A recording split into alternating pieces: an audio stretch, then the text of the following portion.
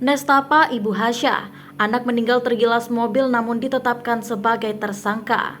Raut kekecewaan terpancar dari wajah kedua orang tua Muhammad Hasya Attallah Saputra, mahasiswa Universitas Indonesia yang tewas tergilas mobil di Serengseng Sawah Jagakarsa, Jakarta Selatan pada Kamis 6 Oktober 2022 lalu. Pasalnya, belum cukup Ibunda Hasya, Dwi Syafera atau yang akrab disapa Ira menerima kenyataan bahwa sang anak telah tiada.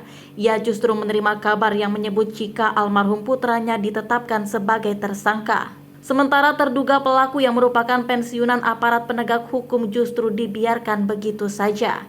Bahkan kata Ira, ia masih menggunakan mobil yang menabrak anaknya hingga tewas itu untuk beraktivitas sehari-hari usai kejadian tersebut. Saya hanya bisa menangis.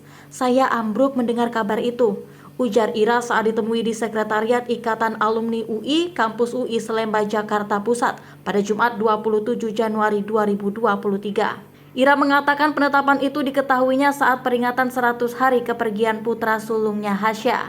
Biasanya, kata Ira, ia selalu membuat pengajian di rumahnya untuk mendoakan almarhum putranya. Namun karena tanggal tersebut berbentrokan dengan jadwal pertandingan taekwondo putrinya di Bogor, sehingga ia menunda selama beberapa hari. Ira menyebut ia baru menggelar acara 100 hari putranya itu pada 17 Januari 2023. Saat itu, lanjut Ira, dirinya kembali menghubungi penasehat hukum keluarganya untuk janjian bertemu di suatu tempat. Saat kami sedang berhadapan itu, lawyer kami itu menerima telepon dan mengatakan bahwa kasus Hasya sudah ditutup, SP3 karena tersangkanya meninggal dunia, ujar Ira.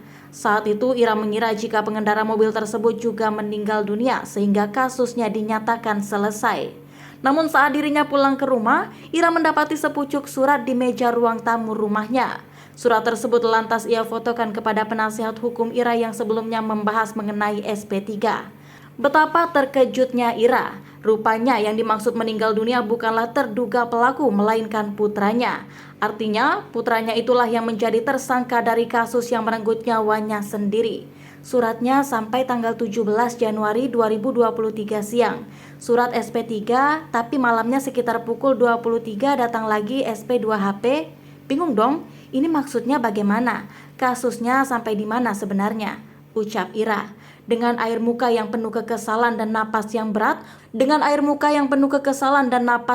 suara Ira bergetar, mempertanyakan keadilan hukum di Indonesia yang dirasa tumpang tindih.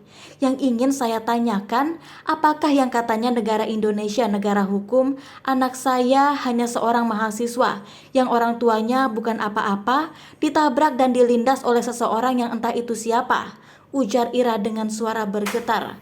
Mungkinkah anak kami yang kemudian dijadikan tersangka? Tekan Ira. Di akhir, dirinya berharap agar kasus ini bisa diusut dan diproses secara transparan. Dirinya mengaku siap mengikuti proses hukum, bahkan jika harus dimulai dari awal asalkan putranya itu mendapatkan keadilan. Kalau harus dibuktikan di pengadilan, ayo dibuktikan di pengadilan, tandas Ira.